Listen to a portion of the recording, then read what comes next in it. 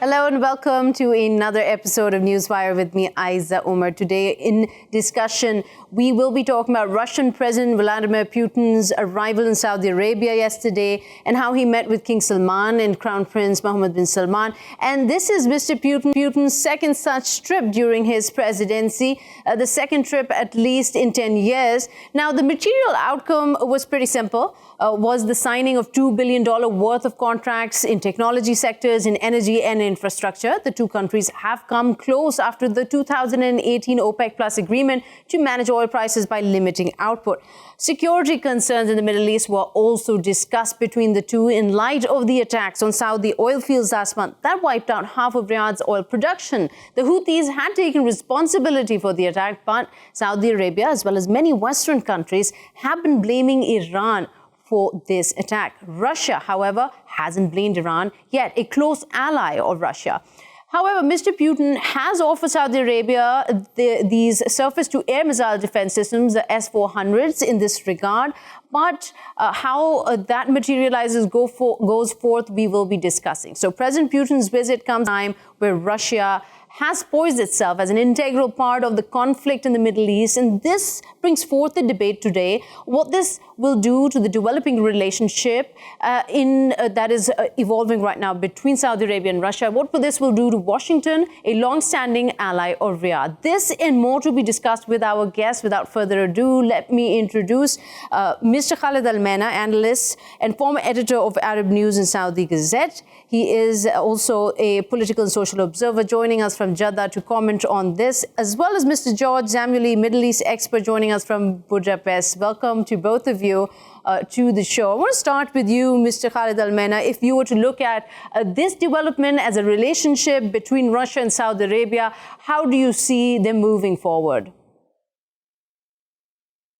Well, I think it's an ongoing relationship. Remember that Russia and Saudi Arabia had relations from about 50, 60 years ago.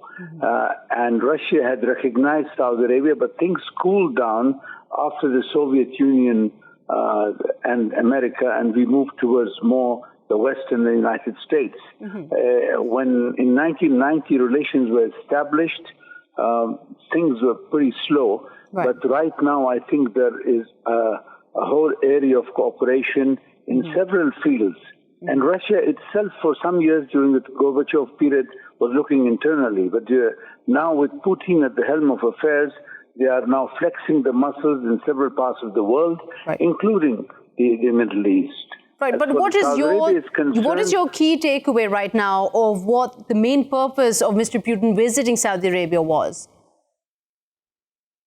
I think primarily it has to do with more of economy than any other political gesture, because these political aspects of relations are pretty well known. But by signing energy and other reports and cooperation agreements, which are 37 in total, I think the focus was more on the economy.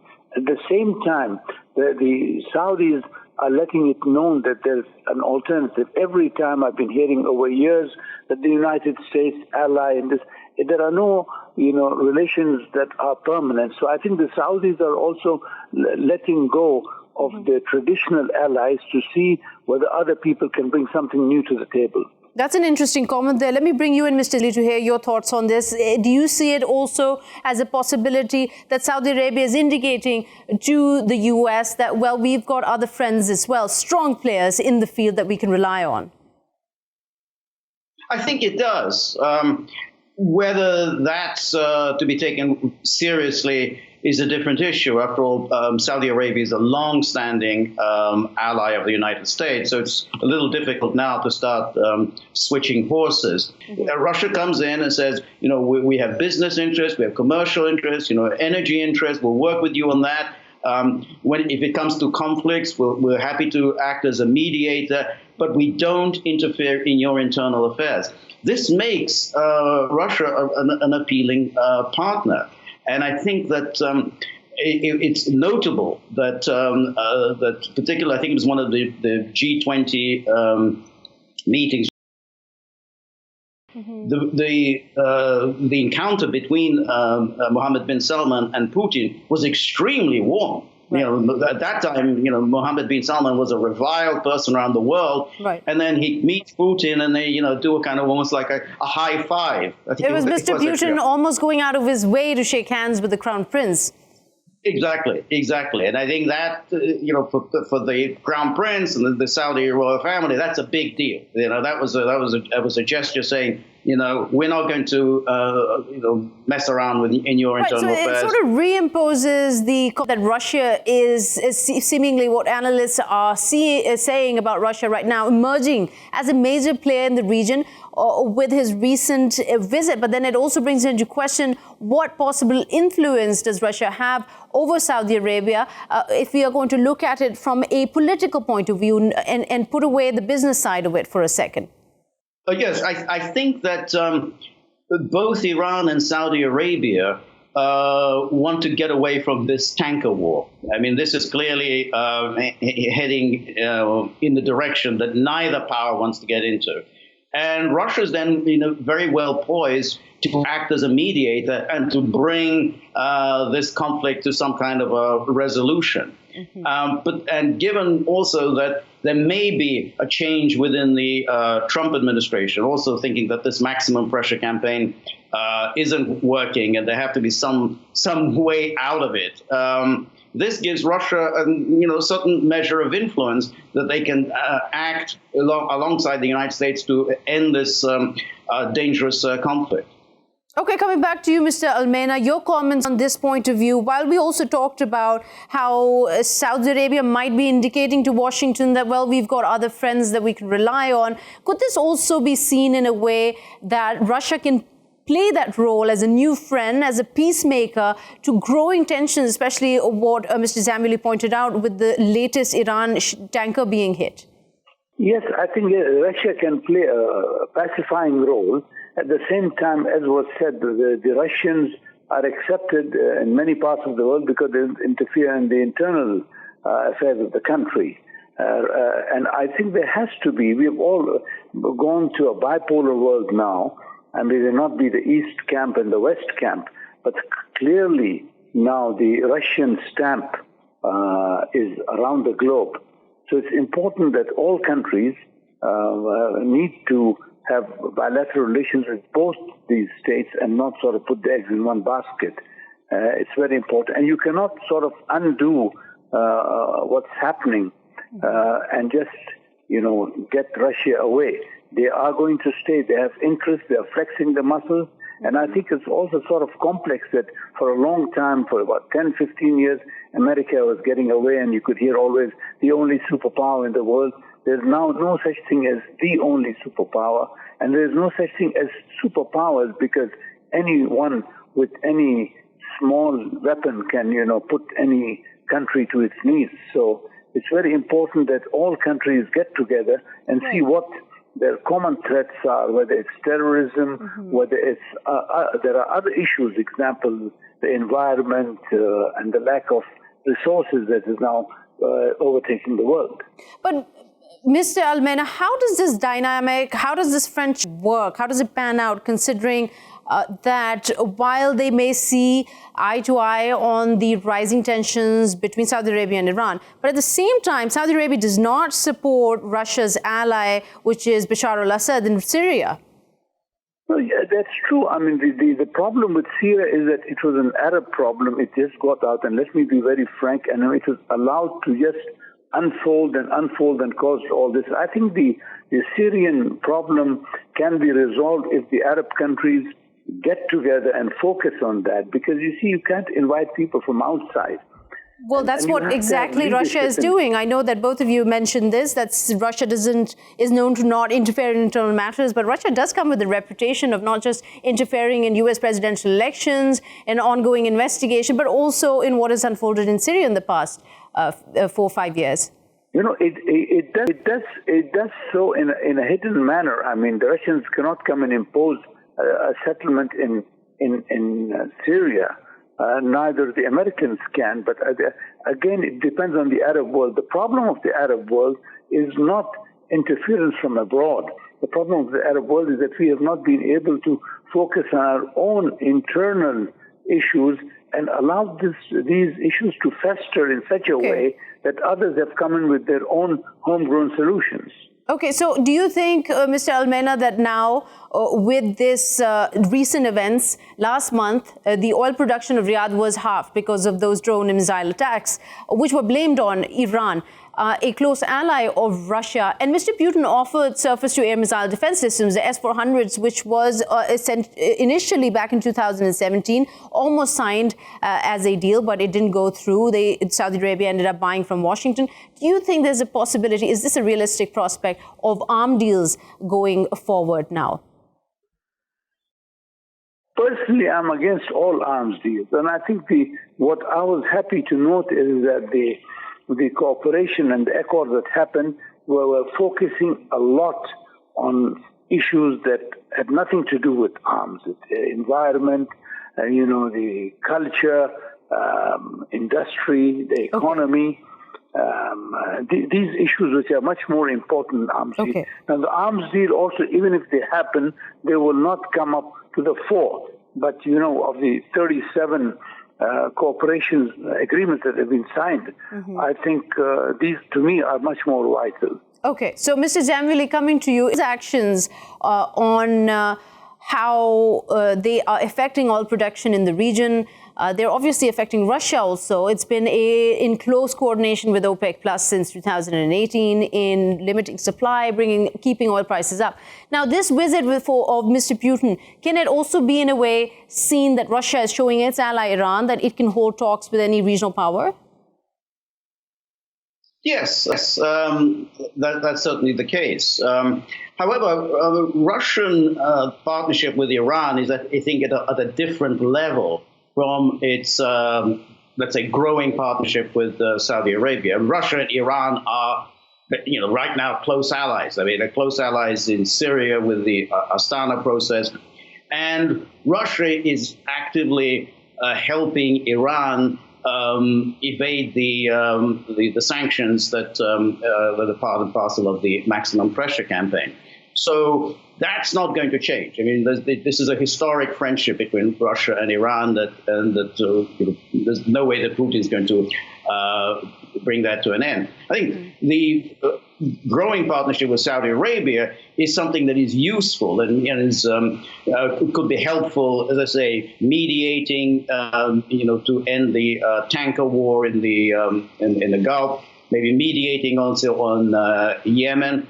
And to be honest, there's also the issue of Syria. I mean, the regime change operation initiated by the United States, in which Saudi Arabia played a prominent role, has come to an end. I mean, it's over. That it failed. It lost. And now we're looking at the future, in which obviously the government of Bashar al-Assad has survived. However, there is a need for reconstruction aid. I mean, the country is devastated. It needs money to rebuild. And here, obviously, Saudi Arabia, United Arab Emirates may play a role, and Russia could try to persuade them to provide development aid. Putin said the other day that he wants Syria to be invited back into the Arab League. Again, this was something that Saudi Arabia can help with. So I think, it has all sorts of areas where Russia and Saudi Arabia can cooperate. But I think it's of a different order from Russia's friendship with Iran. But Russia is obviously not doing this place role as a charitable sort of move. It's obviously got vested interest. Would you say that right now the kind of moves that it's making secures its position, not only just an important or a key player in the international geopolitics, but also somebody who has a potential of being a major dominant country in oil production and supply? Well, it certainly does. But there we get into the whole area of its friendship and partnership with China, which is the most important part of Russian foreign policy. And I think that if you take a global view, I think Russia is seeking to become a kind of a global, dominant power center in partnership with China, a kind of Russia-China alliance, which obviously, given China's economic strength, Russia's extraordinarily powerful energy industry together, and not to mention Russia's great foreign policy skills and military prowess together, that is an alternative source of power in the world. So, you had the era of the global hegemon, United States leading the West. Mm-hmm. Now we're getting kind of a new order of a kind of Russia-China alliance, and that's a new center of power, economic power, military power, and political power. So, Mr. Al Maina, this role that Russia has played now, Mr. Putin's visit is really well-timed. It's coming at visiting Saudi Arabia just when analysts and critics say there was a lot of discontent towards Washington for not having stepped up as an ally when it came to the kind of tensions that have been with Iran. Well, that has been, yes, reported and said so, but I think it's also important to know that it's not like you spite one person, to spite a person to go to the other. I think, as our speaker said, that it's the hard reality that Russia and China are growing up. Russia and China are now playing a bigger and more important role in world affairs. And for years, the Russians were absent from the arena. Mm-hmm. So it is part of that program. It's not just coming there so that they will take any place or because the Saudis are moving towards Russia. Russia is a reality. Mm-hmm. It's 5 hours flying time from Jeddah, Moscow. So it's nearer to us than the United States. It has so many people. Its satellite states used to have a Muslim population. It's closer it's next to Turkey, Iran, and other places. So within the framework of the geopolitical context, I think it is but natural that we have close relationship with Russia, notwithstanding the fact that, we have other relationships and other issues to which we disagree with other neighbors. Okay, so here I'd like to welcome another guest, another voice to this conversation. We are being joined by Mr. Ruslan Mamedov. He's an analyst joining us from Moscow. Thank you for joining this conversation, Mr. Ruslan. Trying to get a handle on what the conversation would have been with Mr. Putin and, of course, His Royal Highness King Salman and the Crown Prince on Syria. Now, Kremlin advisor Yuri Usakov, he said the Syria conflict would feature in these talks. How do you see his visit in light of what's unfolding in Syria?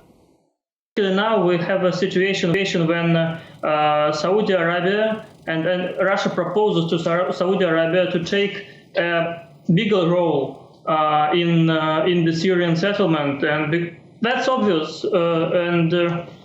For Russia, Saudi Arabia is important because of the need to balance other powers in the region. And here I'm talking about Turkey and Iran. Both countries are to have a bigger role in the future Syrian settlement. And this is a time when I think Russia tries to engage Saudi Arabia as well and balance all other players there. I think that both Vladimir Putin and the King Salman, they could discuss during their discussion, they could discuss the issue of returning Syria to the League of Arab States. And if this is the issue that is to happen, I don't know, maybe during the year or within 2 years, this is something that could change the reality in the region. And, somehow to lead the Damascus be recognized regionally so that it could be partly recognized internationally. So this is now the foreign policy. You're saying that on opposite sides of the conflict, Saudi Arabia and Russia, when it comes to Syria, that Saudi Arabia might have a more constructive role to play in bringing peace here? I think that the realities on the ground, they give us opportunity to understand that today's Syria is not the Syria as of 2015. And the situation on the ground dramatically changed, and now all the countries of the region, they are thinking about restoring ties with the Syrian government, with the official Damascus. Why I'm talking about this? I mean, just look, during this year, I mean, you could look at other monarchies of the Gulf states. You can, name them, Bahrain or the United Arab Emirates. They restored their official relations with Damascus so that, not being late in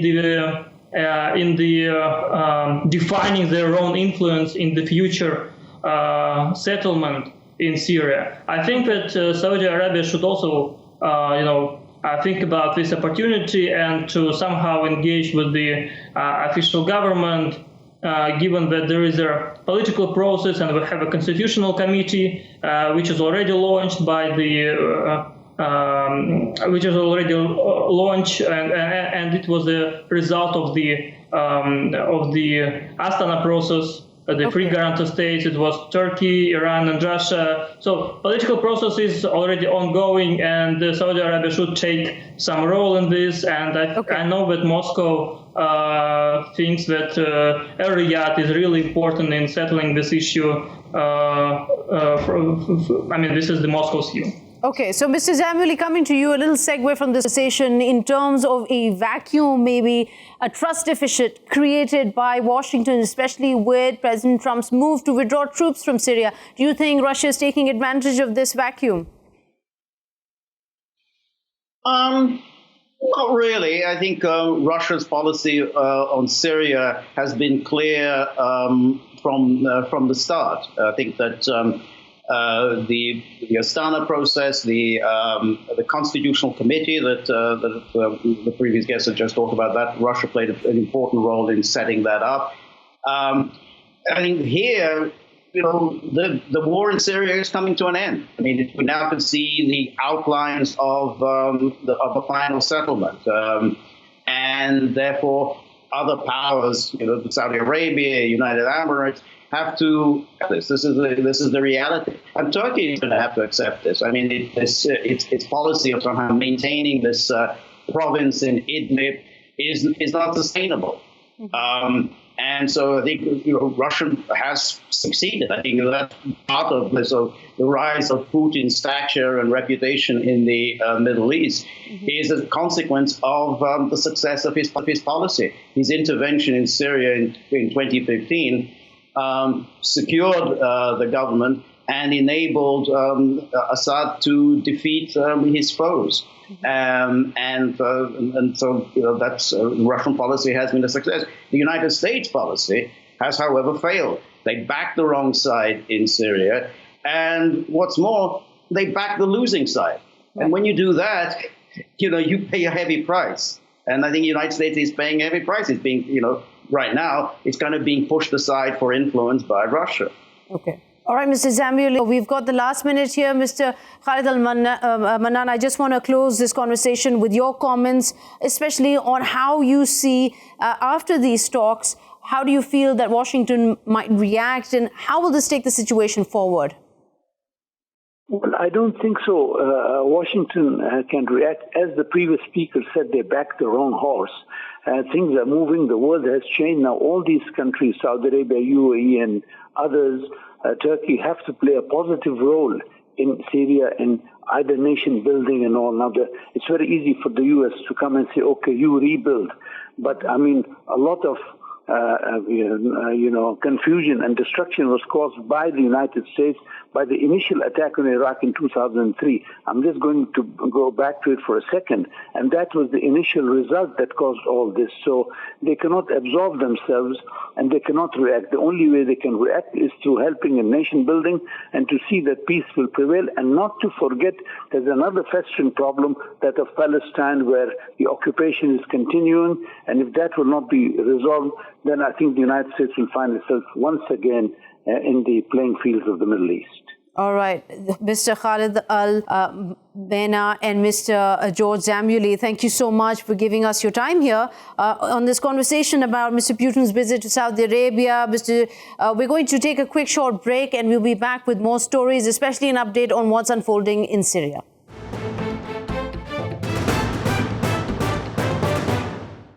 Hello and welcome back to Newswire with me, Ayza Omar. With 500,000 dead in over 8 years into the Syrian conflict, the war in Syria is set to get bloodier. With the Turkish offensive that started last week after U.S. troop withdrawal was announced, Turkish forces are set to eliminate the YPG, which is directly connected to the PKK, what the Turks consider a terrorist organization. Now, as a response to this, U.S. President Donald Trump has imposed sanctions on Turkish ministries and senior government officials in response to this operation in northeastern Syria that Turkish troops are carrying out.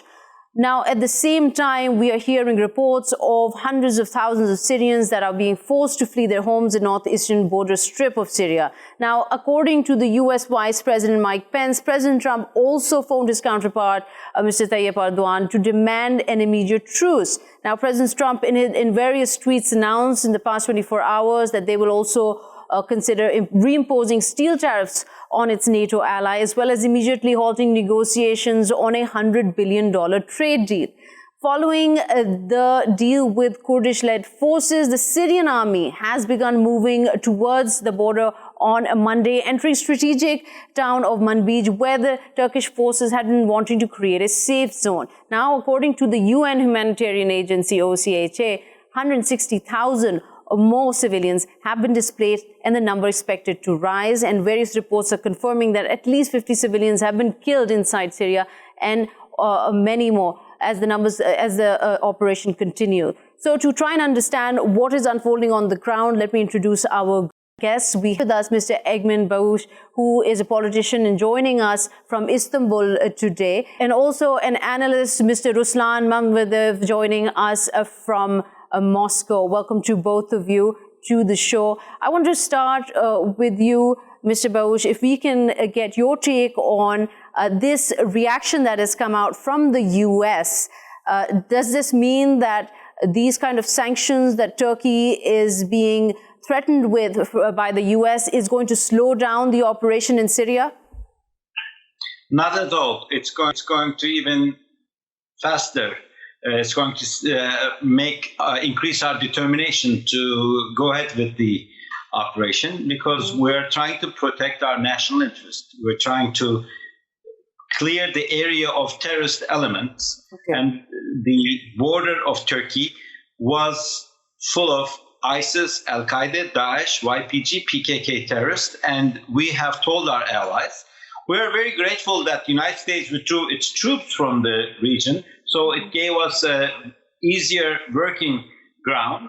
And now we are clearing the area as we move along from terrorist elements, and we will start building facilities there to send back the refugees in Turkey, the Syrian refugees, so that they can go and start cities. They can rebuild their country. They can start agriculture. They can do their farming and become productive again. So, but what is Turkey's plan in terms of those over 160,000, as OCHA accounts, that are displaced? Is there any plan to protect the Kurds who are living in this thin strip on the border? First of all, we have nothing against civilians that do not have any terrorist activity, as long as they are civilians, as long as they are not part of the YPG or PYD terrorist elements. Mm-hmm. We have no issues whatsoever with them. As a matter of fact, we want to bring more civilians into the region and turn that area into the refugees in Turkey right now, the 3.5 million refugees, you want to bring them back? We have 3.5 million Syrian refugees in Turkey that we've been housing for the last 3 or 4 years. We have spent more than $30 billion on trying to provide humanitarian assistance to them. The world has to realize that Turkey has been prioritizing global humanitarian interests over her national interests until now. But it is now time for the rest of the world to assume some responsibility. These people need to go back to their country. Okay. These people need to rebuild their country, and we will help them do so. And this is going to be an international effort. So we are grateful both the United States and Russia together vetoed the resolution to condemn Turkey because of this operation. which gives us a very clear indication that they understand Turkey has to do this. But they also have domestic political constraints, so they have to please some constituencies. Okay. And we understand that this is a political game that they're playing, but we are determined. We will do this, and we will come to the very end because we cannot deal with terrorism anymore. Okay, so let me bring you into this conversation, Mr. Ruslan Mamedov. The very idea that the U.S. gave a green light to Turkey, essentially, by withdrawing troops from a region where they had for months delayed an agreement of creating a safe zone that could have prevented this onslaught. And something now the Vice President of the U.S. is denying that no such green light was taken. How do you see this? Yes, practically both. Turkish operation was not possible if not green light coming from Moscow and Washington. But it's clear that Moscow and Washington, they gave a green light for to Ankara to start this operation. Another story is that starting this operation, we have a different political configuration. When American troops are withdrawing from the area, so somebody should, somehow, fill this vacuum. In this sense, it was clear for the Kurds that they cannot continue to be tied with Americans. So that's why they needed to, somehow protect themselves. They could not. They were not able to somehow, resist the Turkish operation because Turks, they had not only this pro-Turkish opposition groups, Syrian opposition groups, but also they had a heavier weaponry. They had the air cover as well, something that Kurds lost because of American withdrawal. Okay, and it was not easy for Kurds to continue to stay. Now, Mr. Ruslan, sorry to interrupt here, but just the Kremlin spokesman Dmitry Peskov, he's just acknowledged that the existence of a deal, there is an existence of a deal between President Bashar al-Assad of Syria and the Kurds. Now, this is, can we confidently say this was a Kremlin brokered deal between the two? Those negotiations, they started for years now. So they are coming here for years, but only withdrawal of American troops led Kurds to the understanding that they actually need a deal with Damascus. So, of course, Russia was a facilitator, and tomorrow we have information that this deal between Kurds and Damascus was actually reached in the Russian base Khmeimim in Syria, in the province of Latakia. Okay, so practically, yes, Russia was kind of okay, so, but there's still no clarity in terms of the statements coming from Russian officials. Does this mean that the Kurds are surrendering to the Syrian forces, the YPG, I should say, are surrendering to the Syrian forces, that they will have no control over this area? We are still to get more information about that, but as far as I understand from the Russian position from the beginning, from the end of the last year until today, Sergei Lavrov, who is the Minister of Foreign Affairs, he said not once that if there is a deal, Kurds should, give all the heavy weaponry to the Syrian army, and they should comply with the requirements, and they should somehow to be reintegrated in the Syrian army and Syrian forces. So I think that today we have a situation when on the ground, both Kurds and the Assad government, they are preparing the conditions for the SDF forces to be integrated somehow to the Syrian Arab army or the Syrian forces. But what is important, Russia understands quite well the sensitivity of this issue for Turks. So I think that Russia will now find the ways of how to bring both together, Damascus and Ankara, for both to come to some compromise. Because the main issue was that Kurds now are losing their heavy weaponry. They are not controlling the borders.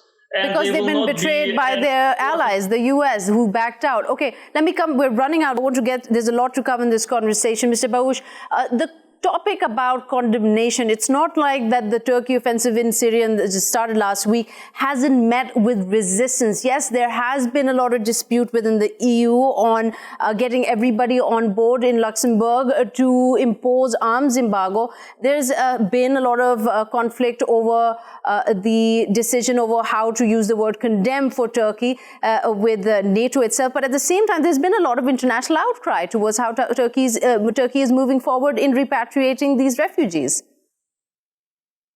Well, no one should expect Turkey to tolerate presence of terrorist elements at her borders. We're not only clearing our borders of terrorism, but we're also cleansing the borders of European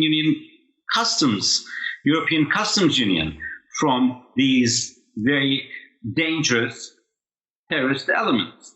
And Turkey is determined to provide humanitarian assistance to those who need it, as we have done so in the last 4 years to more than 3.5 million Syrians. Mm-hmm. But it's now time to rebuild that part.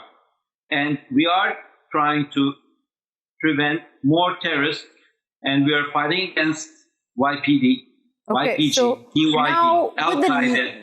Right, so you're fighting against the terrorists, but so does this mean with the latest move of Syrian troops now towards the northeastern side of the border that Turkey will be taking on Syrian troops?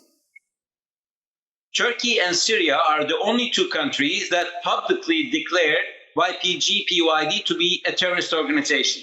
So we have common enemies. But they've made a deal with YPG, haven't they? They would be thanking us for helping them get the terrorists in their own soil, because we're not there to stay. We will clean the area, take their citizens back to their own lands, and then we will withdraw. We have no intention of staying there forever. But they've made a deal with the YPG. They've made a deal with those very terrorists you are trying to protect your borders from. Well, it's a totally interpretation issue. That's not the way I interpret it, because they have declared publicly that YPG is a terrorist organization, just like Turkey has, and they realize Turkey is supporting the territorial integrity of Syria. We don't want that country to be divided, and we're trying our best to keep that country united. So they should be thanking us. Thank you, Mr. Egemen Bagis, there joining us from Istanbul. Coming back to you, Mr. Ruslan, this conversation of interpretation, whether the Kurds are usually confused with YPG, that not all Kurds are terrorists. This is a question of their historical background, them fighting for a homeland for decades upon decades, and continuously being put aside. What is unfolding here in northeastern Syria is a humanitarian crisis, isn't it? You know, of course we can say about this. I mean, that's quite obvious. But the main aim, I think, for the both Washington and Moscow now in Syria is that both countries are trying to avoid this scenario when there is a deeper escalation coming from the Turkish operation. So I think that now what Americans are doing, they are handing the responsibility over to Damascus. And if you see the following news, today we have in the areas which were controlled by the Kurds, we have a Syrian flag, not the yellow flag of the YPG or something like that. So practically, it is a deal which, with the time, leads to the integration of those territories into the governmental control, and we will not have. Which is a great boost for the Syrian President Bashar al-Assad himself, because he's not been able to control the land since 2012. He said that from the beginning, but the main thing here actually, and that was not impossible even for the Kurdish projects to survive, is the oil issue. Now we have this Deir ez-Zor issue, Tapka Dam. If it will be controlled by the government in Damascus, then practically all other issues can be settled. And I think this is the aim of the Syrian government now. This is the aim of the Russia as well, because Russia will help to, somehow, somewhere, will take part the role of, reconstructing some of the issues in Syria. And moreover, I mean, both states now will need to come to the understanding that the future of Syria should be also determined by the Syrians themselves within the frameworks of the political process. So and what political happens? Process is more about the What happens, Mr. Ruslan? What happens then to which is like it's all very convenient how Bashar al-Assad, Russia.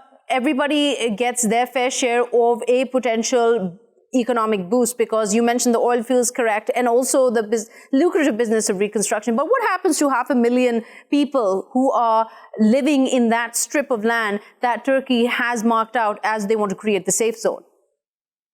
They are Syrian citizens, and as far as I understand, from what I heard from the Syrian governmental officials from Damascus, they will protect the Kurds. And what is now happening on the ground, you can see clearly is the images of how Syrian Arab Army is welcomed in Kamishli, in Manbij, in Kobani. This tells us a lot about the approach of Damascus of today. So they will protect those civilians, and they will discuss with the political structures or with the military structures that Kurds already created to this particular moment, how to integrate them. Some of them, of course, I think that the Syrian government could go for something like banning some of the people within these political structures of YPG or something like that, or PYD. But this is the issue for Syrians to decide themselves. And this is already will be internal Syrian issue. So we have a restoration of this. Right. There's also debate going on. There's also a commentary from analysts that says essentially that this offensive by Turkey has complicated matters for Moscow in a way that Russia was looking to disengage and sort of hand over to the Syrian regime. Do you agree with this? How does this development affect that? Who was willing to disengage is perfectly, it was the United States. But anyway, Russia was willing to, and from the beginning, from the 2015, to support the Syrian governmental structures and Syrian governmental institutions. Now we have a situation of a restoration of the Syrian sovereignty over its territories in the northeast. I think that Russia's military police will be engaged there as well, because somebody should provide air cover for the governmental forces, which will be on the borders or between the Kurds and Turkish operations, Syrian opposition groups. Somebody should divide them. I think that Russia will try to be in touch, in direct connection. Right. So we'll continue to be part of this ongoing development. Thank you so much, Mr. Ruslan Mamedov. But now we're joined by Mr. Can Hasasu, an analyst who is joining us from the border town of Turkey. Mr. Can Hasasu, give us an idea of how this development, especially with the deal that has been achieved between the Kurds and the Syrian government, what does this essentially mean for the Turks? Well, the YPG declared that they made an agreement with the Syrian regime to handle or to hand over Manbij city and Kobani. These areas are controlled by the YPG group, so they said that they made a deal with the Syrian regime and they are handing it over. But this is actually something that the locals in this area didn't expect. The sources that we contacted, they were saying we were okay with a U.S.-supported YPG controlling our region, just not to be under the Assad regime control. But now it's changing completely. The game is changing. The YPG, if the reports are true and if this is going to happen, is trying to hand these regions to the Assad regime instead of Turkey. But Ankara determined not to let these forces to do this. Mr. Hasasu, Kremlin has already admitted that yes, such a deal is in existence between the YPG and the Syrian forces. Does this mean that those who are fearing, those locals you're referring to, tell us a little first, what are their fears about the Syrian regime coming and taking hold of these areas? Well, definitely Manbij area didn't want it to be under the regime control. It's a mostly Arab-populated area.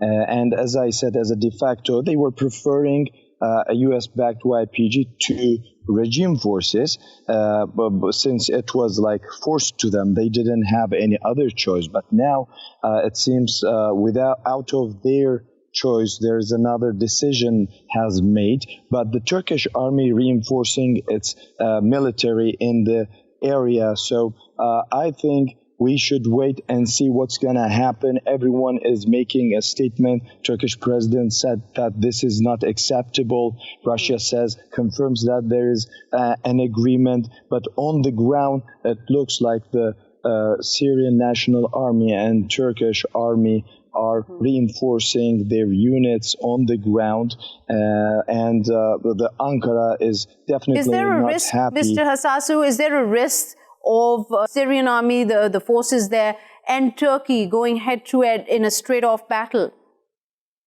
Well, Turkey's, according to the sources that I talked at, the Turkish army, actually, Syrian army doesn't have the force to match the Turkish forces here.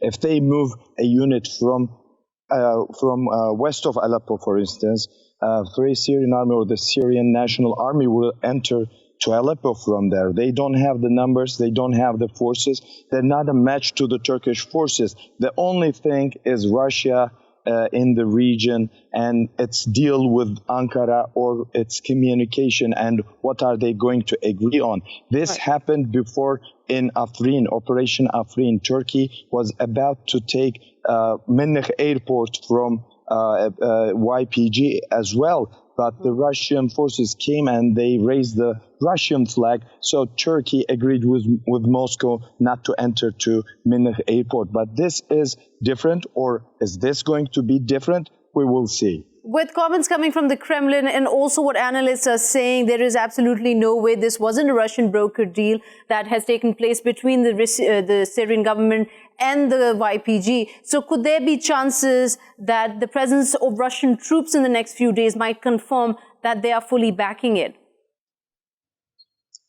Well, I can't speculate on that. As I said, we have examples in the past operations, and something similar to that could happen, but this time Turkey is much more determined. And as I said, the reinforcements are still coming to the area, and we are hearing shellings from time to time. We don't know if it's an sign of an operation or it is part of the Turkey's Operation Peace Spring. But we have to wait and see for a confirmed information, I guess. Okay, and Mr. Hasasu, Turkish forces, they wanted to establish what the government has been describing as a safe zone in this area to resettle up to about 2 million refugees currently in Turkey, and many of them are not Kurds. So couldn't this resettlement lead to a kind of ethnic cleansing of the local Kurdish population? What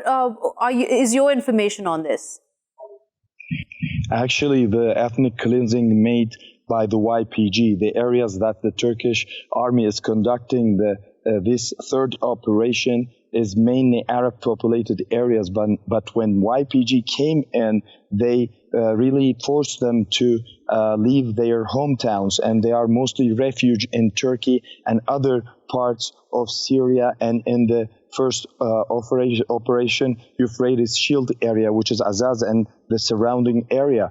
So basically, Turkey is in purpose started the operation in mainly Arab and Turk populated areas to make these natural inhabitants of these areas to go back. And most of the Syrian National Army members are from these areas. So Turkey is trying to naturalize the demographics of these areas and bring back first the natural inhabitants of these areas to go back to their normal life. How do you see this going forward in the next few days, especially considering the kind of condemnation and the sanctions being announced by the US are coming in against Turkey? How do you see their operation moving forward? Well, actually, Turkey, as I said, is determined to continue to this operation because Turkey sees that the solution in Syria has to be internationally planned and applied. So working with non-state armed groups, terrorist groups, or some other paid armies is not going to solve the problem. Mercenaries, terrorists, and other armed illegal groups are not going to be accountable in the future. So you can't make a deal with them. US, Russia, and others tried these kind of proxy wars all around the world, and they came out with disasters. They created new terrorist groups or new armed clashes. So Turkey says we have to deal and open a safe zone for the Syrians to settle and rule themselves in their country. The only problem with that, Mr. Hasasu, is, sorry to interrupt you, but we're running out of time. The only problem with that picture then is while Turkey had made this move to repatriate those who had been persecuted by YPG, who was holding ground until the Syrian troops are now moving in. And it seems like, backed by the Russians, when they're repatriated, if they are successfully by Turkey, aren't they going to land themselves in a zone where they're going to be facing open conflict from those who once persecuted them? Well, as I said, it could lead to a clash between some of the groups in the region, or it could trigger another wave of migrants in the area and a wave of immigration, which will prove Turkey's cause for an international effort to end these clashes. So we will see, I guess. But as I said, Turkey is determined to face the reality in this area and make its plan running, because it's really believing in its plan that the Syrians should be living safely in their own country, continue to oppose Assad regime, or to live in dignity and continue to their political struggle. All right, Mr. Can Hasasu joining us from Turkey. Thank you so much for your time. And also Mr. Ruslan Mamedov and Mr. Egemen Bagis, who were here earlier, commenting on the situation as it unfolds in the northeastern side of Syria, where the Turkish offensive is underway, despite the condemnation coming in from Western states and, of course, the imposition of US sanctions. Unfortunately, that's all the time we have today. We will be seeing you tomorrow with fresh news stories and developments. From myself and the team, it's goodbye for now.